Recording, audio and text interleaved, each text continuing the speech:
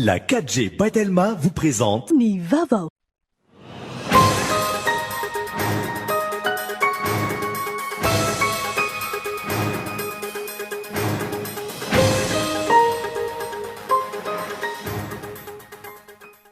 Tsy misy tranga vaovao vao marina fa mitondra ny tsimikaretina coronavirus tato anatin'ny 420 ora teto Madagasikara hatramin'ny 2 ora tolakandro teo araka ny antotanisa izay navoaka ny CCO Ivato.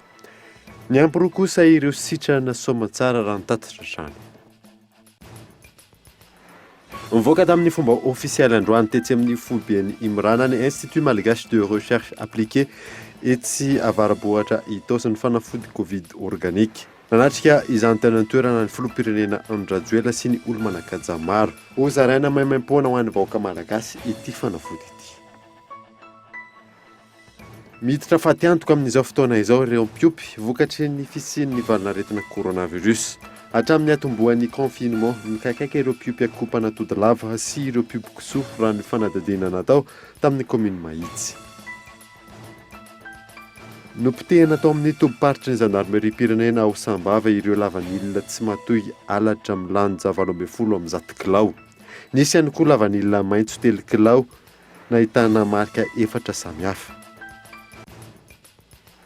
Eo amin'ny maresaka iraisam-pirenena nanomboka androany dingana voalohany tamin'ny déconfinement any Allemagne.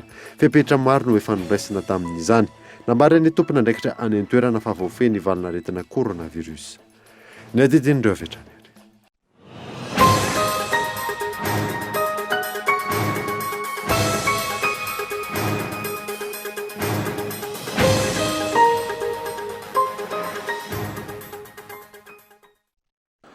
Finaritra toko lasy sy toboko vavy fotoana vaovao eto amin'ny Kultivika manasanao anaraka izany hatramin'ny farany. Nanombotsika ny vaovao, tsy misy tranga vaovao vao marina fa mitondra ny tsimikaretina coronavirus tao anatin'ny 420 ora teto Madagasikara hatramin'ny 2 ora tolakandro teo araka ny antotanisa izay navoaka ny CCO Ivato. Miampy roa kosa ny sitrana soamantsara raha ny tatitra hatrany. Henri Flori. Anio zany dia maly atoandro ny tenenanay hatramin'ny atoandro tamin'ny 12 io dia tsy nisy ireo tranga vaovao, izany hoe tsy misy ny nouveau cas na tiliana zany ny tsimikaretina coronavirus. Izany hoe mijanona ho 120 na 121 nisan'ireo olona zany hatreto voatily ary vao marina fa mitondra ny tsimikaretina coronavirus. Ny sitrana kosa dia misy anankiroa. Izany hoe ireo sisa manaraka fitsaboana zany hatreto dia miisa 20. Ireo mampiseho tranganaretina atao hoe atahorana forme grave taka ny sepitra lazainombenombeny eto zany na farerahan'ny tova dia tsy misy ary tsy misy ny maty. Araka ny tatitra navoaka ny centre de commandement opérationnel Covid-19 ny atoandro teo, 20 ireo manaraka fitsaboana amin'izao fotoana izao raha ny ampy roa kosa no sitrana ho an'ity androany ity. Fa ankoatra izay, hanomboka hitombo ihany koa ny fifaneraserana manomboka ny alarobia ho avy izao, misy hatrany ireo fepetra tokony arahany tsirairay. Hitombo nisan'ny olona tena tsy maintsy hivoaka. Dikan'izay zany dia mafisina tsara fa eo indrindra no tombony ananantsika amin'ny ahafahana misoroka zany hoe hatramin'izay ary mbola tohizana sy amafisina ny fanaovana ny arotava, manakona ny vava sy ny orona. Tsy esorina mihitsy. Faharoa manarakarak'izay dia ny fanasana tanana matetika any amin'ny birao na any am-pianarana zany dia manasa tanana matetika amin'ny savony. Izay zany tsy adinoana mihitsy. Dia ny fanajana ny elanelana 2 metatra. Ireo izay tsy maintsy mijanona ao an-trano zany dia mijanona ao an-trano. Rehefa tsy hoe ny teny an'izay zany dia hoe mahazo mitsangatsangana, mahazo mifamangy, mahazo mandehandeha. Ilay izy dia hoe ilay olona miasa ary tena tsy maintsy hiverina hiasa zany no mivoaka ny trano ankoatr'ireo hoe olona hiantsena zany na hoe olona andeha hividy fanafody na any amin'ny toeram-pitsaboana sy ny sisa zany. Namafisinireto farany ahafahan'ny fiaraha-mientana notakiana amin'ny rehetra ho ahafahana mandresy amin'izao ady amin'ny fahavalo tsy hita maso izao.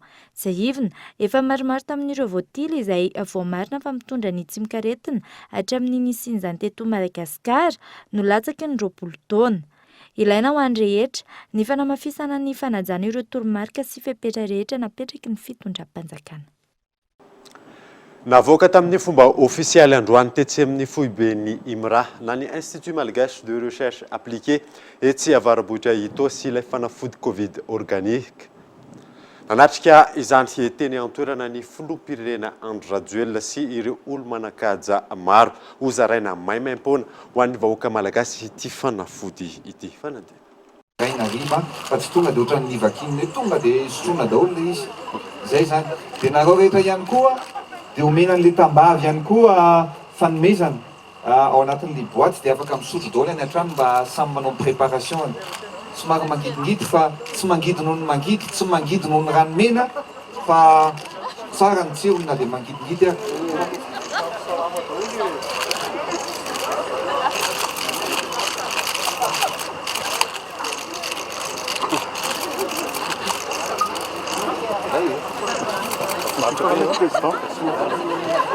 Araka izany, nampafantarina tamin'ny fomba ofisialy androany tesy amin'ny foibe ny IMRA na ny Institut Malgache de Recherche Appliquée tetsy avarabohitra itosy ny Covid Organics entina hitsabona ny valinaretina coronavirus eto Madagasikara. Nambarany tale jeneraly ny IMRA fa tanjona hitondrana fanampiana ho an'ny vahoaka malagasy amin'ny fanomezana sy fikarohana fanafody amin'ny alalan'ny raokandro malagasy. Dingana maromaro no nirosoana izay voatonga amin'izao tanjona izao taorian'ny ny fanandramana natao tamin'ireo marary. Zao valanaretina coronavirus izao dia tsy afaka hipetraka fotsiny ny IMRA fa tsy maintsy mijory no maha-piara-miasa azy amin'ny fanjakana. Ny fanapahan-kevitray voalohany no raisina dia nikaroko an'ireo zava-maniry izay manana hery fanasitranana ny sorotraretina toy ny hafanana, kohaka ary ny vaseborona. Ny paikady dia nampiasaina ireo fahalalana sy traikefa anananay eo amin'ny zava-maniry. Ny valin'izany fikarohana izany no nentinay namokatra ny fanafody voalohany atao hoe ata na aro tsimoka retina. Ny zavatra hitanay anefa dia ny akora ilaina amin'ny fanafody ata io dia tsy ampy ho an'ny marary rehetra manerana Madagasikara. Ahafahana misoro an'io tsy fahampiana akora io nanome sosokevitra ny président Rajoelina mba hijerena ny Artemisia raha toa ka azo ampiasaina hiady amin'ny valinaretina coronavirus io.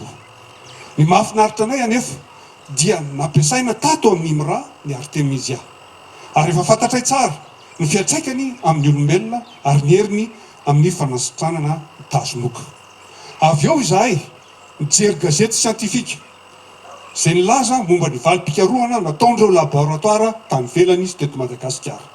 Dia talanjo izahay raha nahita fa zava-maniry Artemisia dia maro-pity ary betsaka ny fitaliana natao taminy.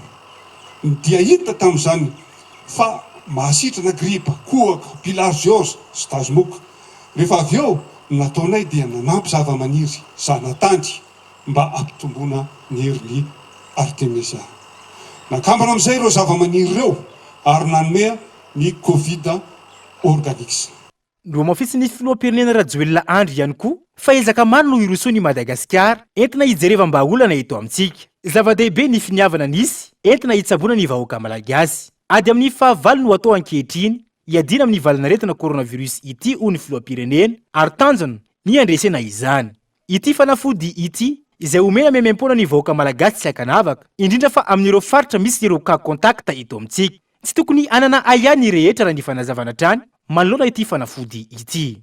Miarana koa amin'ny tazo sy ny aretina avokavoka. Ankehitriny tsika izany dia afaka milaza fa efa nahitana vokatra tsara ity tambavy tsy vao ity. Ny teto Madagasikara dia afaka mametraka sy mampihena. Zay ny zavatra voka hitantsika treto. Manena, mampihena ny fiantraikan'ny coronavirus izy ity. Ary afaka atao tsara treto zany aloha ny manao anazy ho préventif na miaro ny olombelona tsirairay avy sy ny vatan'olombelona. Dia omentsika ho vatsitsika avokoa an'ity tambavy tsy VO ity.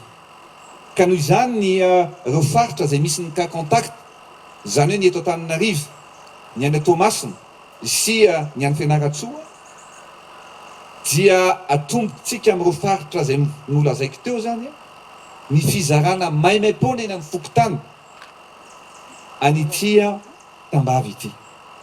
Izany hoe ny olona rehetrarehetra isaky ny tokantrano tsy amidy satria adidin'ny fitondrana ny miaro ny vahoaka malagasy dia omena an'ity tambavy ity avokoa. Efa misy fonosana.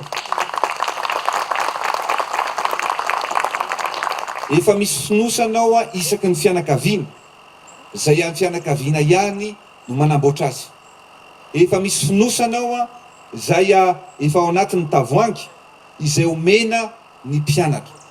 Eto dia tiako milaza amintsika fa ny adidinay no ny vokatra nataon'ny Imra dia niaro ny vahoaka malagasy tsy te hianatra ajanony any am-pianarana ny zanany satria lasa bebabe mantsy zao hoe ny zanakay tsy ampisotroanay an'io. Izahay ny Imra tsy amsavy ny zanatsika. Raha sanatria marary ny zanakareo, raha sanatria maty ny zanakareo, ijanona ao an-tsainay zany. Tsy mety amin'ny sainay zany. Matoa izahay miasa andao manalina dia hiaro ny vahoaka, hiaro ny zanatsika, hiaro ny fahasalamantsika. Ary zay ny teneniko hoe isaorana lehibe Andriamanitra satria hatreto dia mbola tsy misy ny maty. Haparitaka eraky Madagasikara araka izany ireto fanafody ireto entina hiarovana ny vahoaka malagasy tsy vaky volo. Atomboka amin'ireo faritra ahitana ny trangan'aretana ny fizarana raha ny fanazavana trany, miaingana anivo ny fokotany, ary hozaraina maimaim-poana. Nambaran'ny filoham-pirenena Rajoelina Andry ihany koa fa manana ny maha izy azy i Madagasikara ary toko samy irery amin'izany isika rehetra. Miteraka fatiantoka sy olana teo amin'ny lafin'ny toe-karena sosialy fampianarana ny 30 andro nanaovana confinement teto Madagasikara. Tao anatin'izay fepitoana izay fepetra maro no niraisin'ny fitondram-panjakana hiatrehana ny valinaretina coronavirus. Miantarandriana. Roapolo Martsa, roapolo sy roa arivo, roapolo Aprily, roapolo sy roa arivo, iray volan'androany ny siny coronavirus teto Madagasikara. Raha iverenana, ny roapolo Martsa, roapolo sy roa arivo no nanambaran'ny filohan'ny Repoblika fa telo ny olona vao marina fa mitondra ny tsimikaretina coronavirus tamin'ny fotoana io teto Madagasikara. Araka amin'ny fanambarana nataon'ny filoha nandritra io, fepetra maro no niraisina avy hatrany, fampiarana ny fahamiana ara-pahasalamana narahana fepetra maro. Volana Martsa io hatrany dia efa nisy ny fandraisana fepetra ny fampiarana ny fiboahana amin'ny ampahany, nisy ihany koa ny fitaran'izany. Maro ny fatiantoka nateraka io, taky ny eo amin'ny lafin'ny toe-karena ny fahaverezan'ny asan'olona maro. Ohatra amin'izany ny tamin'ny tsy volana Aprily ity tao amin'ny orinasa JB izay nahitana mpiasa journaly misa arivo natsahatra tamin'ny asany. Ny zavatra misy sy ny fiantraikan'izay ara-toe-karena dia tadidio fa misy fiantraikany lehibe any anatin'ny sistema amin'ny fampokaratsika mihitsy zavatra izay. Izany hoe any misehatra ny famokaratsika mihitsy tsy maintsy ho tratran'izay. Aza adino nefa fa nositsika ny orinasa voalohany tena tratran'ilay izy voalohany na dia tany Eropa aloha na tany États-Unis na tany Azia nisy an'ilay izy voalohany dia ny tratra voalohany amin'ny toe-karetsika dia ny orinasa miandraikitra ny fizahantany. Nefa ilay izy tsy nijanona treo fa tsy maintsy niditra tsikelikely tany anatin'ilay fanapahan-kevitra no raisin'ny fanjakana tany am-boalohany izay niresahako teo dia tratra ny sistema ny famokaratsika amin'ny ankapobeny. Misy fahaverezana asa zany nateraka izay zavatra io tao anatin'izay 30 andro izay. Noentina nanamafisana io ady io ary ho fanohanana ara-toe-karena sesesy ny famatsim-bola ny sotra Madagasikara. Totaly hatramin'ny 427,750 tapitrisa dolara no natolotra ny Madagasikara raha ny tatitra navoaka ny teo anivon'isy ministeran'ny toe-karena sy ny fitantanam-bola. Toana avy amin'ireo mpiara-miombonantoka teknika sy ara-bola. Efa nampiasaina ny ampahany amin'io vola io ireo andalam-pikarakarana ny famoahana ny ambiny amin'izao fotoana izao. Tafiditra tanatin'io fanampiana io ohatra ny toana avy amin'ny FMI izay mitentina 570,7 tapitrisa dolara ahafahana mandanjalanja ny vola miditra sy ny vola mivoaka. Ny famatsim-bola avy amin'ny banky iraisam-pirenena sy ny maro hafa.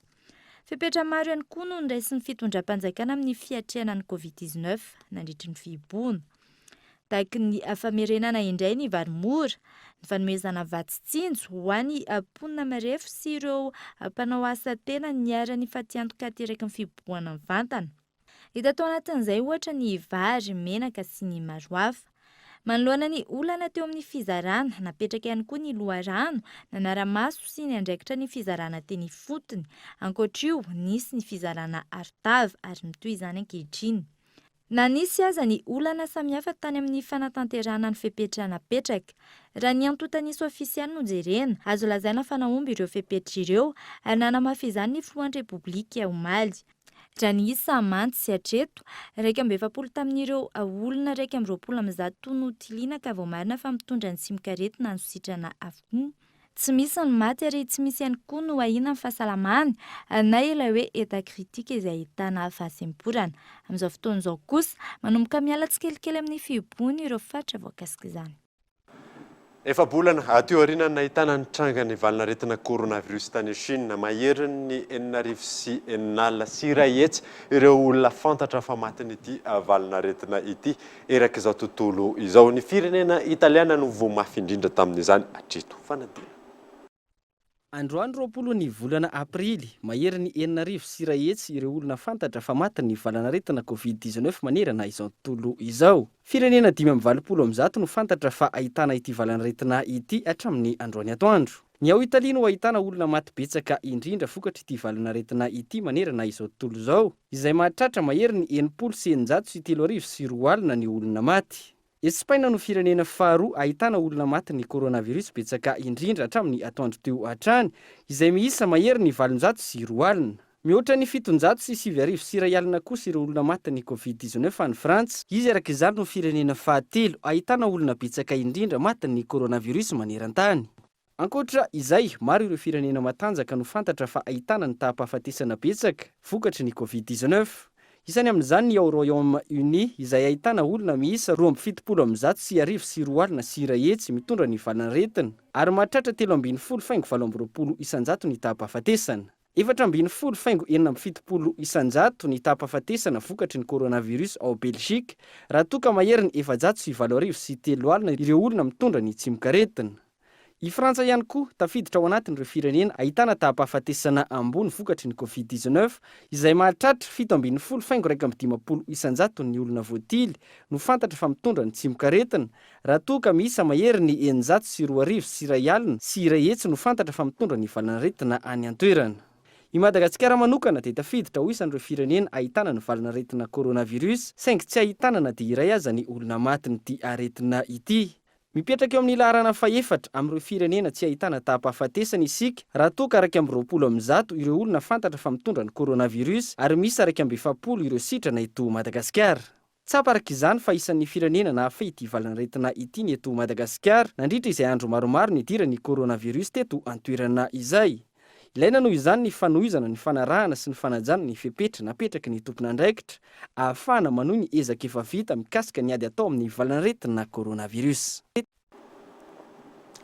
Efa miomana amin'ny fampanajana ny fepetra ara-pahasalamana izay napetraky ny fitondram-panjakana amin'ny famerenana ny fampianarana ho an'ireo kilasym-panadinana ny sekoly eto Andrenivohitra nanomboka tamin'ity androany ity ny antsiprinzesy etiny Yves Richard. Nanomboka androany ny fiomanana amin'ny fampanajana ny fepetra ara-pahasalamana iverenana kilasym-panadinana ho an'ny sekoly maro eto Andrenivohitra na miankina na tsy amin'ny fanjakana. Ankoatra ny fampafantarana Andray aman-dreny ny fiovana ora fidirana sy ny firavana. Nojerena manokana ny fepetra hifehezana ny mety ho fianaka ny valanaretina toy ny fanaovana ny arovava sy ny fanasana tanana matetika, indrindra ny fandaminana ny efitrano mpampianarana ahafahana mametraka ny mpianatra iray isaky ny W takiny ny fitondram-panjakana. Ao anatin'ity roa herinandro manaraka ity zany dia ho zaraina ny kilasym-panadinana ary dia samy misy mpampianatra avy ireo zany mety matiera samy hafa fa ny programa dia ray ihany.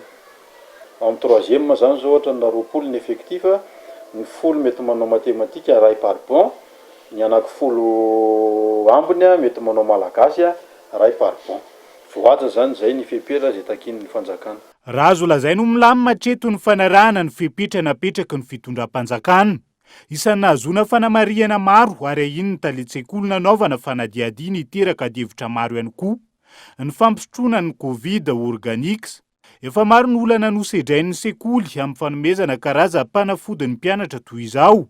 ny fanomezam-panafody izay tsy maintsy ilaina ny fahazon-dalana avy amin'ny ray aman-dreny. Fanjakana mety afaka manery antsika vahoaka hoe tsy maintsy manao an'ity fa ny sekoly dia ny ao ambadiky ny sekoly dia ny ray aman-dreny. Ary autorisation avy amin'ny ray aman-dreny ny ahafahana mampiatra an'ireny fipetrapetraka ny fanjakana ireny na manaiky izy na tsy. Fa raha ny eo anivon'ny ray aman-dreny aloha zany dia misalasala tanteraka izy ny amin'ny zany hoe ny zanany ho atao ampisotroana ireny zavatra ireny. Toy izao ankilan'ny fanambaran'ny minisitra ny fanabeazan'ny pirenena mahakasika ny fanomezana ny Covid organique any an-tsekoly indrindra ny anivon'ny sekoly tsy miankina nandritra ny fivahinianany tamin'ny fahitalavim-pirenena androany. Izy io raha ho an'olona mitovitovy taona aminay eo manodidina 900 eo zany dia mampatsiaro antsika le fiarovana nataontsika tamin'izany fotoana ny fihinanana ny vakinina sy chloroquine tany am-pianarana zany hoe tsy hoe terena fa na tsara ny matodongadonga ohatr'izao zany zay lehibe salama tsara ohatr'izao dia nanao an'izany zavatra zany dia tia zany vetsika occasion anomezana fanafody zay hita hoe afaka mampitombo ny hery fiarovana dia mino za fa ampirisika atsika ray aman-dreny ampirisika an'zanatsika hisotro an'le izy satria tombontsoa atsika zany. Miatra manerana ny Madagasikara ny famerenana tsy kelikely ny fampianarana ny tapakandro maraina araka ny fanazavana hatrany. Efa nanomboka androany ny fidirana ofisialy ho an'ny mpiasa sy ny mpampianatra indrindra ho an'ny sekolim-panjakana. Mahakasika ny fepetra ara-pahasalamana isan'ny famindrahana ranom-panafody ny sekoly. Tanan-dehibe 7 ahitanana ny Tananarivo, Toliara voalohany, Toamasina voalohany, Mahajanga, Antsiranana voalohany, Fianaratsoa voalohany sy Antsirabe voalohany ihany koa no hanombohana ny fizarana ny fitaovana ifezana ny fiparitahany Covid-19. Ka mpianatra 770 sy 4,4 sy 4 hetsy amin'ny sekoly 5 sy 700 sy 5,000 no hisitraka izany. Raha ny alarobia ho avy izao no tokony hiverina hiasa ny fiara fitateram-bahoaka sy ny fiarakaretsaka efa maro no nitondra olona tamin'ity androany ity indrindra ny taxi mbola vitsy mpandeha raha ny fanazavana azo ivirisaratra. Efa nisy tamin'ny fiara fitateram-bahoaka sy fiarakaretsaka no nanomboka ny tatitr'olona androany mbola vitsy ny mpandeha ary saika ireo mpanjifa efa mahazatra no maro ho an'ny fiarakaretsaka nanaovana fanadihadiana. Tsy mbola mipetraka araka ny tokony ho izy ankilan'ny sarandalana noho ny fahavitsia amin'ny mpandeha sy ny fahasahiranany rehetra. Raha amin'izao aloha mbola azolazaina malalaka ny embouteillage tsy maninona tsy mandakarama izay misy eo mihitsy aloha. Izay ny tena maro. Any ankoatr'izay tena mianjy sandrila sisa le fitenenana. Zao nanatitra olona teny amin'ny Zirara teo raha nikory fanateraka olona any atao hoe raha ialina miala avy aty Akatso. Dia ilay olona tsisy fahafahana fa afaka retinao amin'izay teneniny ao izy na 5,000 na 9,000 aloha dia hoe allo mihina kely izay manjy fotsy. Zaho zao nanatitra olona teo Tsimbazaza teo Ambanidia teo amin'ny pension miala teo Tsimbazaza 30,000 volana olona 35 tsy maintsy mitondra nefa ianao ny tena maro ava le taloha manko izy 60 50. Vitsy raha oharina amin'ny fiarakaretsaka ny fiara fitateram-bahoaka nanomboka ny asa androany. Mbola maro amin'izy ireo no mamita ny fifanarahana amin'ny fitaterana mpiasa anivon'ny orinasa sampan-draharaha maro nanomboka ny fotoana namerana ny fifamezivezena. Isan'izany ity zotra 7,000 ity izay tsy mbola mieritreritra ny hiverina amin'ny asa fitateram-bahoaka. Ambony raha hohanina amin'ny vola azony amin'izany no ampidiriny amin'ny fitaterana mpiasa anatin'izao toetra raha izao. Aleo mijanona satria manalasala be. Raha miasa tapakandro zany ianao mbola eritreretina hoe raha olona 4 tsy mety olona 2 isaky ny seza na 3 dia lasa tsisy vola miditra na le carburant lasa tsy ampy. Fa amin'ny personnel ohatr'izao zao manodididina notriny eo ny vola azonareo isan'andro. Raha hoe miaraka amin'ny carburant zany no ity zany aloha amin'ny ankapobeny eo amin'ny 650,000 francs eo ny ankapobeny dia 350 ny tompony atao be. Mampiena ny olana sedraina amin'ny fiainana andavanandro ny fiverenan'ny fitaterana tsy kelikely ho an'ny mpandeha. Na izany aza, ilaina ny fanajany rehetra ny fepetra sy ny toromarika hifezana ny valanaretina Covid-19 tsy ny fiverenana tsy kelikely amin'ny fiainana andavanandro indray no hanamafy ny fiparitahan'ny valanaretina eto amintsika. Tsy maintsy manao cache-bouche avokoa ny olona rehetra mivoaka ny trano. Isan'ny fepetra izay lazain'ny filohan'ny Repoblika nandritra ny latenin'ny alina. Mahavoasazy ny tsy fanarahana izany. Raha ny teto Andrenivohitra saika nanaraka izany rehetra tamin'ity androany ity. Michel Aranarjo. Manomboka rapitso alatsinainy dia tsy maintsy manao arovava avokoa ny rehetra izay mivoaka ny trano ary izay tsy manana dia isy fizarana maimaim-poana mandritra ny herinandro zay herinandro manaraka io manomboka amin'ny alatsinainy zao parapatonga ny alahady eny anivon'ny fokotany amin'ireo tanàna ny sininy cas contact dia ny eto Antananarivo zany, ny any Toamasina ary ny any Fianarantsoa. Araka izany ireo olona rehetra izay mivoaka ny trano ka tsy manao ny arovava zay ahafahantsika miaro ny tenatsika, miaro ny fianakaviantsika. Manomboka amin'ny alatsinainy fa 7 ny volana aprily ho avy zao dia ho voasazy manao asa ho tombotsoan'ny be sy ny maro na ny travaux d'intérêt général toy ny manadio zaridaina, manadio sekoly na mamafa lalana. Arak'izany manomboka androany tsy safidy intsony ny fanaovana na tsy ny arovava rehefa mivoaka ny trano, tsy maintsy manao izany avokoa ny rehetra raha tsy te ho voasazy, raha tsy te ihany koa ahazo na coronavirus. Raha ny teto Andrenivohitra saika nanaraka izay fepetra izay ny rehetra. Manao cache-bouche foana zay rehefa mandeha mivarotra fa bedy. Raha ihany dia sasana isaky ny tonga. Tsy maintsy sasana satria ilay fanerasera ve dia ve amin'ny olona dia tsy mety. Sasana amin'ny savony dia kobanina tsara dia antona maina amin'ny masoandro. Bosy vidiana teny zany miasa amin'izao dia mba nahazo kely tany dia tia nentina miady.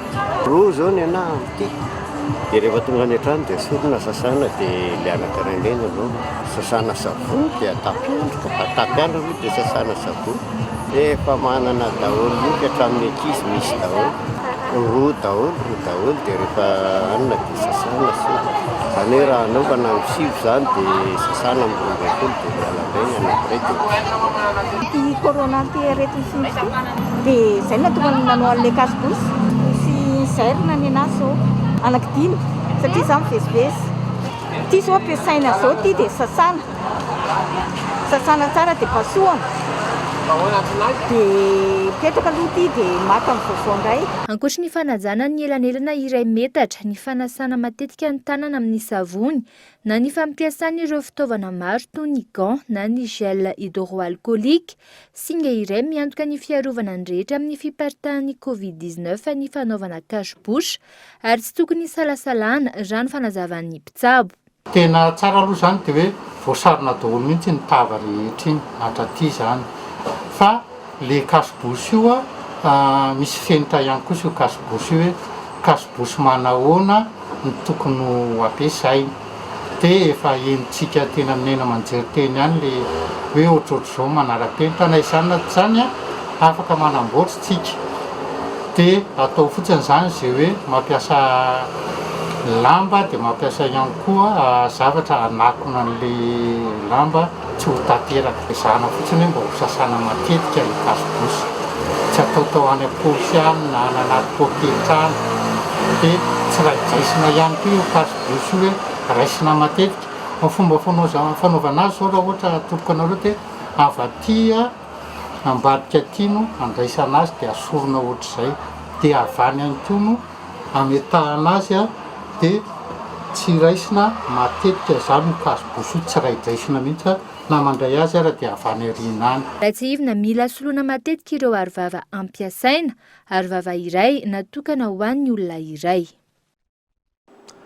Miendrareo nitady eo amin'ny mponina andotam-penaka faharoa sy ny eo anivon'ny fokotany. Tsy eken'ny mponina ireo loharano nitendren'ny olom-bitsy any an-toerana ary notakiny izy ireo no anovana izany. Nanolotra anarana 4 tamin'ny sefy fokotany androany ireo fokon'olona manoloana io. Miantarandriana. Omaly ary ny toy androany ny hetsika nataon'ny mponina eto amin'ny fokotany andotam-penaka faharoa. Antony, ambaran'ny solotenan'ny mponina fa misy ny antrano amin'ny fizarana amin'ny vatitsinjo. Efa nisy ny fizarana omaly ary ireo olona nitendren'olombitso no ny andraikitra ny fizarana io. Asa le komitiny loharano no nahazo an'le izy ny vady aman-janany, ny komitiny fandriampahalemana sy ny sosial no nahazo an'le izy, ka noho izany dia nitaky izay ny anasorana n'le komitiny loharano mangataka izahay reto olona zay voatendry zay mividiny vahoaka fa tsy le nitendritendren'ny sefokotany ihany no akatoavinay izara sy tantana ary aka ny rancesancementanay any nivon'ny fokotany anatin'ny tokantranonay tsirairay avy. Tekenay ny maly na patezitra anay, misy ny olona mpangataka zay miklemaina mandeha mangataka ny nalakely nefa tsy nahazo fa ny olona manana bildina manana camion no tafiditra ao anatiny io ka tsy ekenay izany. Izahay dia ao amin'ny village Rakotomalala amin'ny cité NCDA eto Andotapena laray ihany lazaina fa nakalista tany aminay zareo nefa zareo milaza daholo tsisy nakalista tany aminay izany zareo. Ny olona tokony hisitraka eo aminay misy kilemaina mahantra tena tsy misy hoanina tsisy atokona nefa tsy mahazo. Manoloan'io mitaky ny anoloana ny anaran'ireo loharano alefa tena nivon'ny distrika sy CCO ireto farany. Nisy ny lisitra maraina io natolotra izy ireo tamin'ny sefokotany. Atolotra am-panajana honao miaraka amin'ny PV anay izy io zay miaraka amin'ny soniany ny vahoaka kankio reo no voafidinay. Raha ny fanazavan'ny sefokotany tsy mbola nisy ny nomination na ny fanendrena anarana ofisialy navoaka ny tompon'andraikitra amin'sahana izany hatreto. Voasikajo olona miasa ny sitrapo ireo ny andraikitra ny fizarana saingy nambarany fa ho alefa eny amin'ny ambaratonga ambony lisitra ireo olona enina nangatany ireo mponina ho atao loharano. Zay manko somary nanana kely anay teo hoe tsy ny fokotany tsy ny filohan'ny fokotany manendrina tsony hoe loharano fa teriny fiarahamonina eto anivo fokotany ety le lisitra loharano andrafitra ny secteur misy azy ka le tenan'le hoe iova na tsy iova na le ihany ary nge mbola tsisy nomination hatreto le liste efa lasa any dia zay mihitsy tsy azo itenenana zany hoe loharano.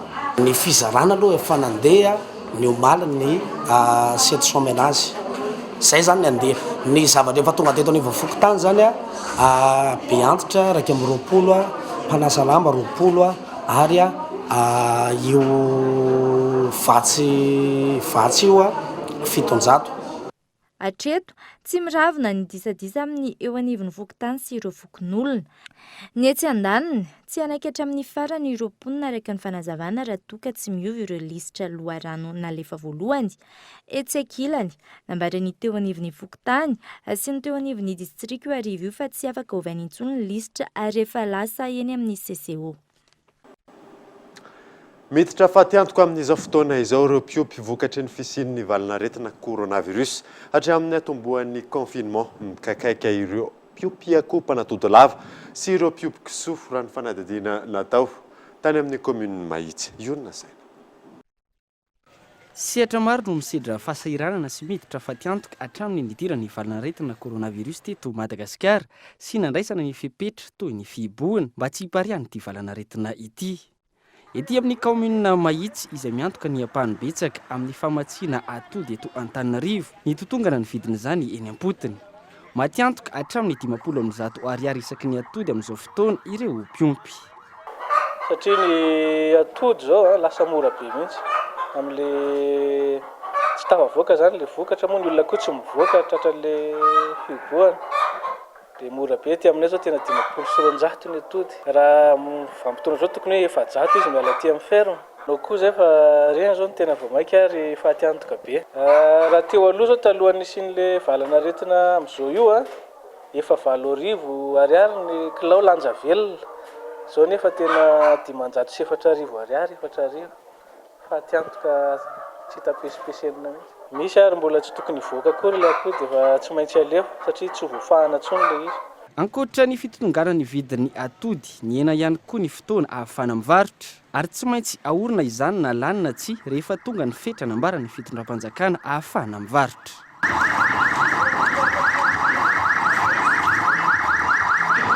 Olana sedraina ihany koa ny tsy fisian'ny sakafom-biby toy ny apombo, katsaka, mangahazo, torotô sy ny sisa. Na misy aza ny akabidy izany raha ny fanadidina natao. Ny fahasarotan'ny fitaterana ny voalaza fa isan'ny antony na tonga izany. Fiakarana 400 ariary isan-kilao ho an'ny apombo raha hatramin'ny 200 sy 1000 ariary isan-kilao ho an'ny torotô soja. vokatra io fiakaram-bidin'ny sakafom-biby io maro amin'ireo mpiompy no voatery mivarotra ireo akopanatody lava amidy 7 ariary izany raha tokony 4 sy 4 alina hatramin'ny 3 alina ariary ny vidin'ny iray. Ankoatra izay ny hena ihany koa ny fanjifan'ireo mpivarokena ny hena nanafoana ny famandriana ihany koa ireo saika aka ny zanan-kisoa ka avoroeny ny fatiantoka ny sakafom-biby miakatra ny kisoa tsy misy maka. Tena misy fiatraikany be mihitsy ilay izy na ny komandin'ny olona ary namotsitra daholo. Zay zao mivarotra zanan-kisoa eo amin'ny raha ny anay zao zanan-kisoa 250 taona efa ny an'olen'ny olona zany le komandy. Tena raha le zanan-kisoa fotsiny zao tena vao totaly raha 400 isam-bolana no tokony avoakanay dia amin'ny 200,000 ariary ny anankiray. Zay zany ny vola efa very zao nitran'izay. Nohon'izay koa ny henan-kisoa satria tsy mandray intsony satria le ny olona zany tsy afaka mivoaka dia tsisy mividy le eny dia tsy mandray koa ny boursier. Mba mangataka zany izay tompony andraikitra voakasika indray ministeran'ny élevage ohatr'izany mba hijery manokana hoe ahoana ny fomba nampiana sy fanohanana amin'ireo le tatsapy io fa tena tafiditra anaty fatiantoka lalina zany ny mpiompy rehetra amin'izao. Isan'ny olana iray sedrain'ireo mpiompy sasany ihany koa ny fomba amerenana ny volana indramina tamin'ireo banky. Ireto farany izay misy tsy azo ifampiresahana raha nanambaran'ireo mpiompy tafiresaka tamin'ny mpanao gazety. Andrasana ny fepetra ho raisin'ny ministera voakasika manoloana izao trangan-javatra mampikaikaika ireo mpiompy izao.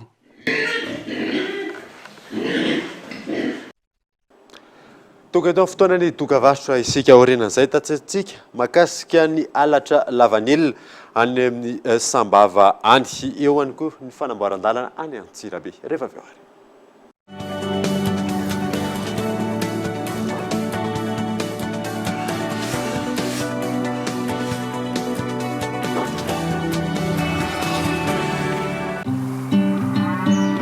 La terre riche,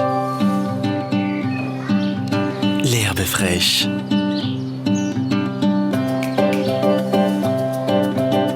beaucoup d'attention pour nos troupeaux et le savoir-faire malagasy.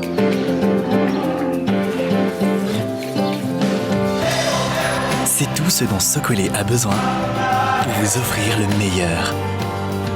Toujours fait avec le vrai et bon lait frais d'Antsirabe.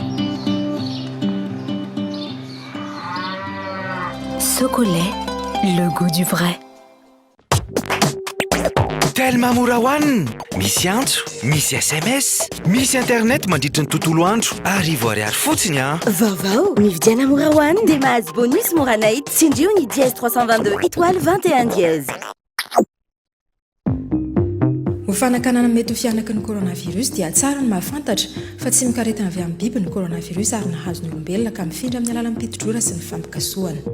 Mahatonga aretina mitovy amin'ny sery sy ny gripa ny coronavirus, mafana hoditra, mikohaka ary sepotra ny fomba fisehoany. Raha vao mitranga ireo fambary ireo dia ampandreneso ny mpitsabona ny tombom-pahasalamana akaiky anao indrindra. Antso mamaimpona 910 raha mila fanampanazavana. Isika rehetra hiary entana ery Madagasikara ho lavitry ny coronavirus.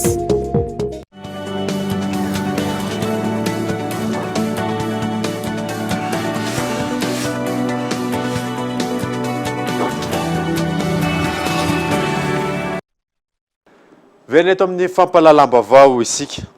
Ny maraina teo teny Tsimbazaza nivory niaraka tamin'ny birao maharitry ny antenimieram-pirenena ny Premier ministre lehibe ny gouvernement, ny ministry ny toe-karena, ny ministry ny fahasalamam-bahoaka ary ministry ny ponina.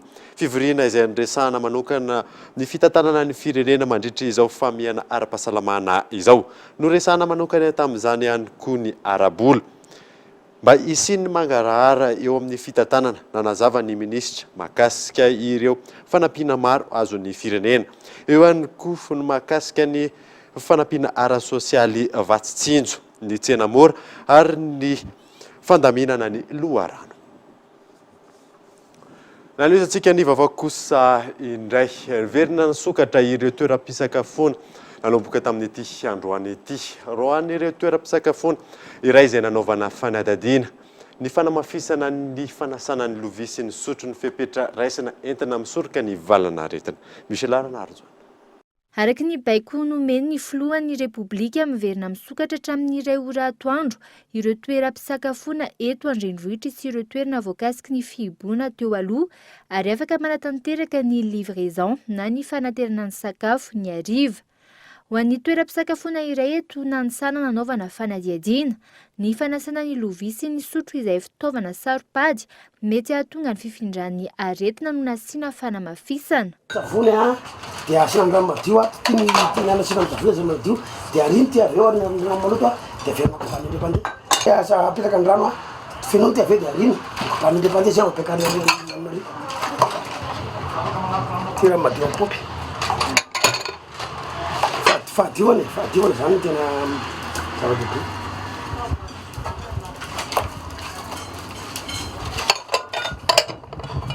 Fepetra moa zany tsy maintsy arana le fepetra ame fipireneny iny satria amin'ny nanoko atao fitsasa zay misokatra dia mity zay amin'ny ray. Nay moa zany fahadiovana afaka mijery lakosinareo fa tsy maintsy sasana amin'ny iny moa izy teo le savony le mavomavo reny moa narandreo moa ireny sasana amin'ireny vileanay sasana intelo verina dia tsy maintsy manao fahadiovana moa zany tsy maintsy tandrona lalandavy tsy maintsy tandrona lalandavy fahadiovana amin'izay faritra masaka. Tsy mbola miverina toy ny taloha ny sakafo ampiasaina noho ny fotoana voafetra menatra amin'ny 570 isan-jato izany raha ny fanazavana.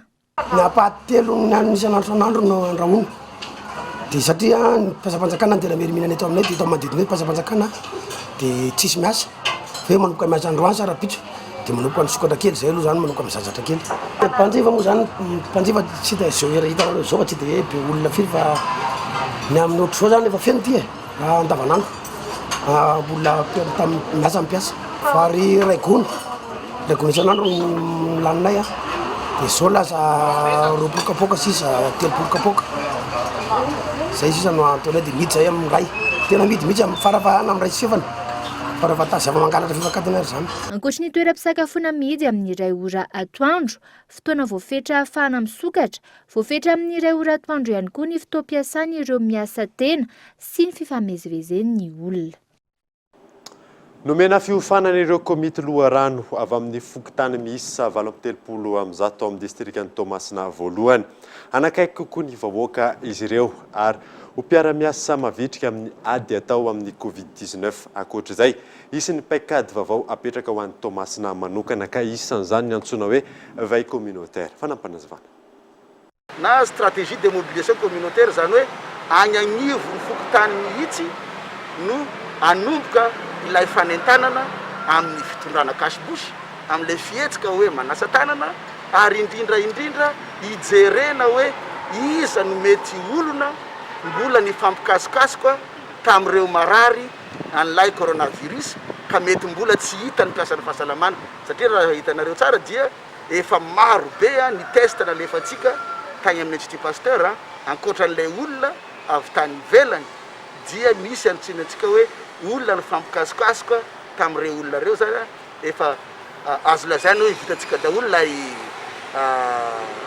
test fa tsy lozany mbola misy any anivo ny fokontany agny. Jana any faritritsika no tsenaina tamin'ny fomba ofisialy teny amin'ny seranam-piaramanidina ny ao Antsiranana ireo fitaovana sy fanafody ampiasaina amin'ny ady atao amin'ny Covid-19 avy amin'ny mpitondra fanjakana. Ankoatr'izay, natomboka ihany koa ny fametrahana ajiro amin'ireo fokontany miisa 520 ao atoerana. Ka itao Andrea Tsilavo.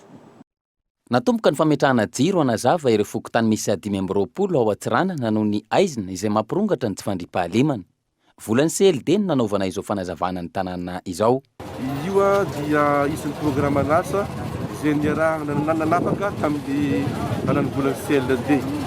Ka androany zany ary maharitra ray volana eo ny fametrahana izy. EDB ny fokotany na ny mpiaramonina nangataka zay fahazavana zay satria ary hita fa tsapa fa mezina ny tanàna.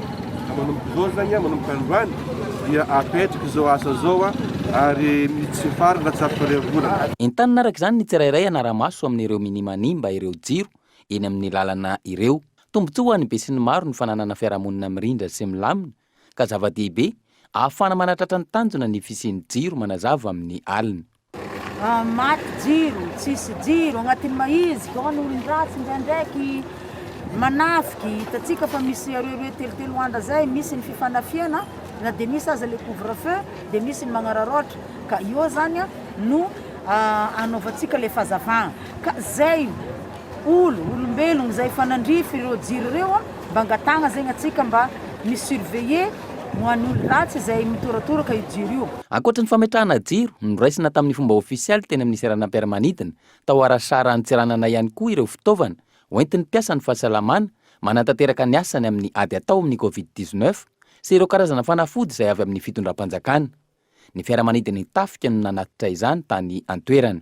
Raha essentiel aby ny équipement de protection ny mpiasan'ny fahasalamana, ny raha zay entiny asa hiatragna ny ady, hiatragna ny vahoaka ny antsarangana na avy eto aby isigniany ary complet, tegna complet, misy sous chaussure, misy calot, masque, gant, tegna complet raha ny élément agnatiny zegny ngamba ny azo volagnina izy hoe complet de ampiasaina araka ny tokony ho izy avy hatrany ireo fitaovana ireo amin'izao ady hatrehan'ny firenena malagasy izao. Lafim-baovao hafa kosa indray nopotehana tao amin'ny toboparitra ny zandarmeriam-pirenena ao Sambava ireo lavanilina tsy matoy alatra milanja 8 kilao. Nisy ihany koa lavanilina maitso 3 kilao nahitana marika 4 samihafa. Ka itondry tsy lavatra. Nodorana avy hatrany tao amin'ny toboparitra ny zandarmaria Sambava ireo lavanilina tsy matoy alatra ary efa nandrahoana milanja 80 kilao sarona tamina mpanao lavanilina mialohan'ny fotoana.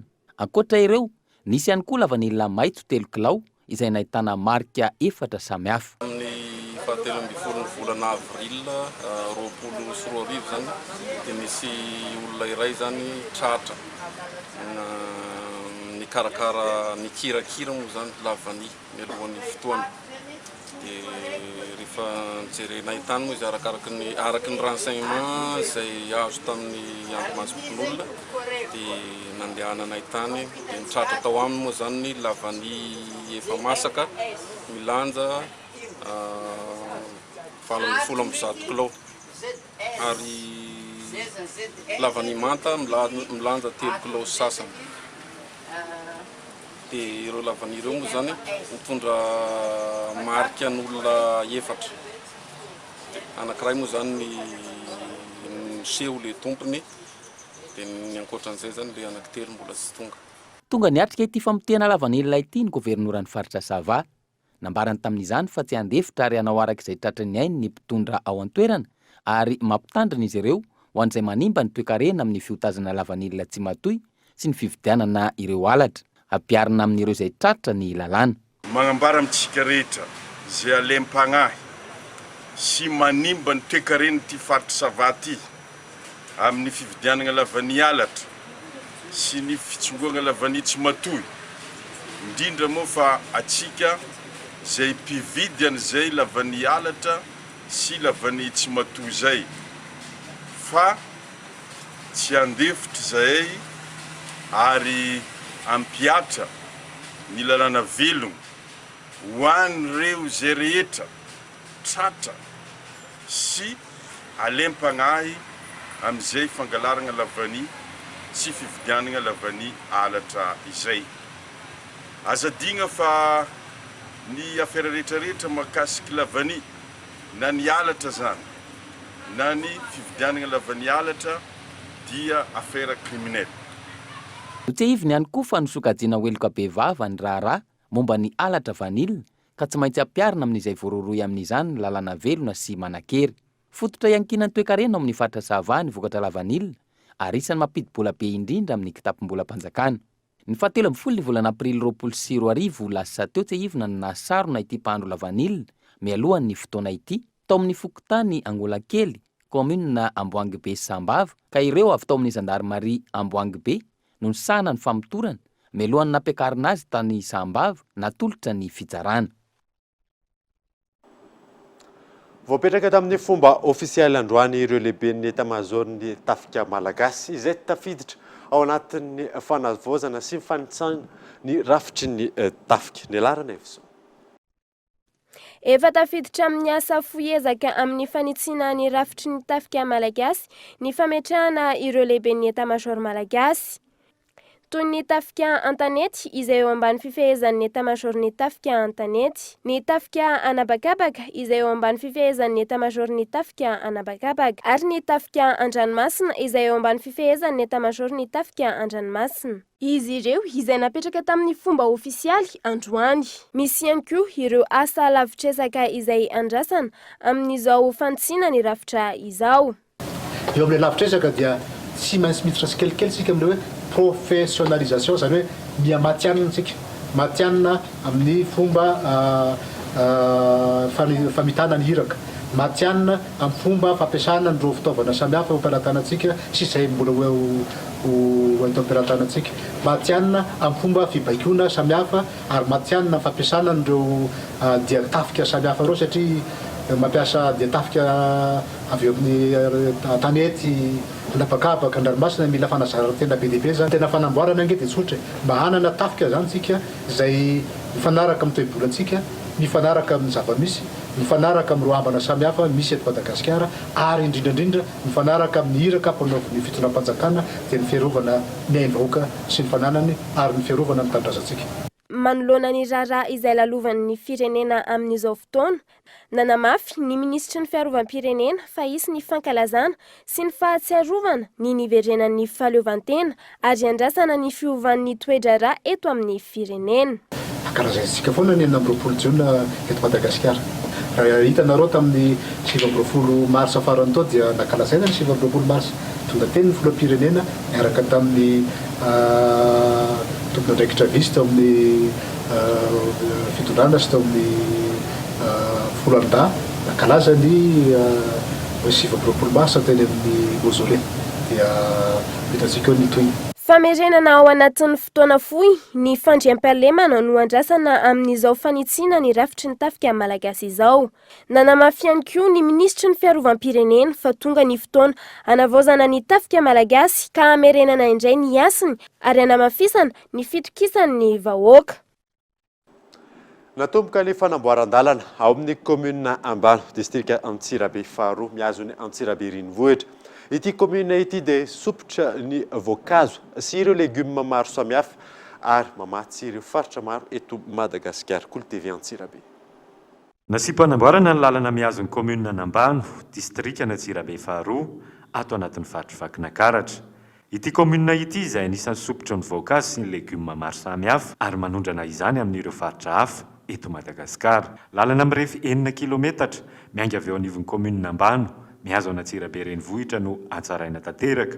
Nijery fotony ny fizotry ny asa teny toerana ny governoran'ny faritra Vakinakaratra niaraka tamin'ireo solombavam-bahoaka. Ny orinasa materasy no manatanteraka ny asa ary izahana ho vitana ao anatin'ny 2 herinandro. Teboka maromaro no mbola tsy maintsy asy-panamboarana tanteraka hoy ny tompon'andraikitra. Averina amin'ny laona ilay izy atsaraina nanao ny reprofilage lourd no tena natao dia ezaka ny chargé amina resaka banderoulement, amina resaka piozolanina dia amelona ny fossé en terre, ny fossé maçonné izay misy ao toy izany ihany koa ny dalo sy izay zavatra rehetrarehetra ahafahana manatsara n'ilay lalana, ahafahana manamora ihany koa ny fikojakojana indrindraindrindra. Misy fanitarana ny tetezana ihany koa ao satria somary tiry ilay foto-drafitrasa nefa anatina fiolanana tena somary manahirana, sahirana ihany koa ireo camion ngedangeda mifamezivezy ao anatin'izay tetezan'izay. Manodidina ny 700 tapitrisa ariary ny teti-bola ampiasaina entina hanamboarana ity lalana ity. Subvention avy amin'ny filoham-pirenena ho amin'ny faritra Vakinakaratra. Ny vola ampiasaina amin'ito fanamboaran-dalana ito dia le subvention d'investissement avy amin'ny filohan'ny Repoblika Andry Rajoelina. Ny fanamboarana an'ity lalana ambany ity raha ny teti-bidiny dia mahatratra eo amin'ny 700 tapitrisa ariary eo. Aorian'ny fahavitany lalana dia isy araka izany ny fanaramaso akaiky sy ny fepetra entitra napetraka ny tompon'andraikitra eto an-toerana amin'ny fikojakojana ny lalana. Dia ho apetraka ny barrière mba ho jerevana tsara ny tonnage izay manao sur tonnage zany dia hanasorana ny entana eto anivon'ny commune satria eto ny barrière voalohany izay entana rehetra mivoaka andeha ho any amin'ny faritra isan-karazany dia hipetraka zany izay barrage izay. Hanao fanentanana ireo sarety izay mbola bandage vy moa zao ny sarety ny akamaroany fa mba ho entaniny zareo hanao an'ilay caoutchouc reny arak'izay azo atao dia ny fikojakojana hiezakitsika ny anao ny asa tana maro. Hitondra fampandrosoana tanteraka ho an'ny komuna ambany ny fahavitany ity lalana ity, indrindra fa nifahamoahana ireo vokatra manerana ny nosy. Araka izany dia efa namba efa nataon'ny filoham-pirenena tamin'ireo vahoaka Nambano tamin'ny fandalovany teto izao fanamboaran-dalana izao. Ao anatin'ny vanim-potoana manasara taona ankehitriny eto Madagasikara, araka ny nambaran'ny teknisiany avy eo anivon'ny sampana mpamantatry ny toetry ny andro. Efa tsikatra ihany koa fa manomboka mangatsika ny andro fanampanazavana. Azo lazaina hoe mamaraparana amin'ny volana aprily tsika, mamaraparana ihany koa ny vanim-potoana ny rivo-doza.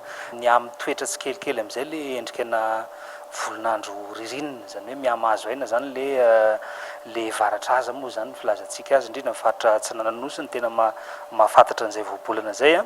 Dia mamafy manomboka mifafy zany rivotra mangatsika avy any amin'ny tapany atsimo ny faridranomasina Oseanina Indiana, izay no mahatonga an'ilay mandrafitra ny toetrandrotsika manomboka somary mihamangatsitsika. Izay rehetrarehetra zay zany mbola ilazana hoe mbola tsy ririnina tanteraka aloha tsika satria mbola mifangaro le volonandrotsika. Moa anatin'izay koa ny maripanatsika tsy dia tena hoe mbola mendrika an'le hoe ririnina be amin'ny volana Jona sy ny volana Jolay. Nisy fidinana ihany le izy teo amin'ny 3-4 degré fa ny maripana ny ririnina zany amin'ny ankapobeny dia manodidina ny 20 ka hatramin'ny 12 degré. Rariny zany le izy raha nahatsapana angatsika tsika satria sady rivotra mangatsika mandrivotra ny andro no nisy fidinana zany raha oharina amin'ny maripanana volana aprily. Maresaka iraisam-pirenena nanomboka androany dingana voalohany amin'ny déconfinement any Allemagne, fepetritra maro no efa niraisana nambaran'ny tompona andraikitra any an-toerana fa voafehy ny valinaretina coronavirus fanadina. Ireo toeram-pivarotana sy orinasa manana velarana ambany ny 700 metatra tora-droa no nahazo alalana isokatra nanomboka ny maraina teo tany Allemagne. Ny fanindran-dalana amin'izay entitra ny fitondram-panjakana any an-toerana amin'ireo fepetra ara-pahasalamana maro toy ny elanelana 1 metatra sy 50 eo amin'ny samy olona amin'ireny toeram-pivarotana sy toeram-piasana ireny. Eo ihany koa ny fampiasana ny gel hydroalcoolique eo ampidirana. Nisokatra nanaraka izay ihany koa ireo indostria toy ny Volkswagen, orinasa mpanamboatra fiara. Na eo azy ity fialana amin'ny fihibohana tsikelikely ity, sehatra maro no mbola misedra fahasahiranana toy ireo toerana fanaovam-bolo, bara, toeram-pilanonana maro samihafa izay miandry ny 4 mera tsy misy ny fiovana vao afaka isokatra. Ireo toerana lehibe toy ny fanaovana festival sy kanja filalaovana baolina kitra amin'ny faran'ny volana aogositra vao afaka misokatra raha ny fanapa-kevitra no raisin'ny fanjakana ny an-toerana. Sarotra ny fandraisana fanapa-kevitra tany Allemagne saingy tsy maintsy noraisina ho tombontsoan'ny maronisa ho ny fitondram-panjakana. Ny sanda ny fihibohana mandritra ny herinandro izay mitetina hatramin'ny 270 miliara euro. Etsy ankilany, orinasa madinika sy salatsalana maro izay mahery ny 5 alina miantoka ny fiodina ny toe-karena any Allemagne no nikatona vokatra ity valanaretina ity. Isan'ny tosika nataon'ny fanjakana ny fanomezana asa ny sasany tamin'ireo orinasa ka nampanamboarana takombava ho an'ny vahoaka. Takombava miisa 50 tapitrisa isan-kerinandro no vokarina amin'izany. Dia izay mamarina vaovao tamin'ity alina ity. Ankasitrahana ianao nanaraka izany soa fa tsara atao.